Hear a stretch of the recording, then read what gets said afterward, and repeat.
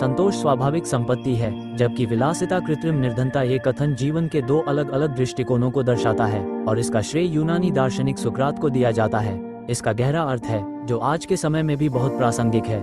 संतोष को स्वाभाविक संपत्ति क्यों कहा जाता है? यह वाक्य कहता है कि संतोष एक ऐसी संपत्ति है जो प्राकृतिक और सच्ची है।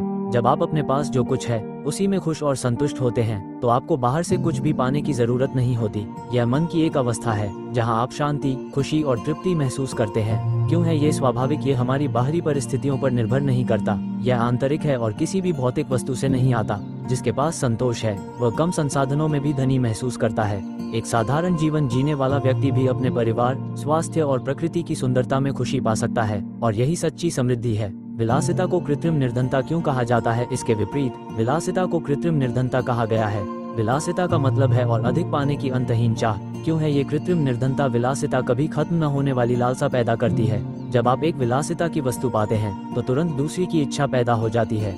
यह एक इच्छाओं का जाल है। जैसे जैसे आपकी इच्छाएं बढ़ती हैं, आप खुद को और भी गरीब महसूस करने लगते हैं, क्योंकि आपके पास हमेशा कुछ न कुछ ऐसा होता है जो आपको लगता है कि आपके पास नहीं है। बाहरी वस्तुओं पर निर्भरता आपको मानसिक रूप से कमजोर और गरीब बनाती है। ये दिखावे और प्रतिस्पर्धा की ओर ले जाती है, जिससे सच्ची खुशी दूर हो जाती है। संतोष और विलासिता के बीच का अंतर। संतोष और विलासिता के बीच का अंतर एक मूलभूत दार्शनिक अंतर है। संतोष हमें ये सिखाता है कि कम में ही ज्यादा है। ये हमें वर्तमान में जीने और अपने पास जो कुछ है उसकी सराहना करने के लिए प्रेरित करता है। विलासिता हमें ये सिखाती है कि जितना ज्यादा होगा उतना ही अच्छा है।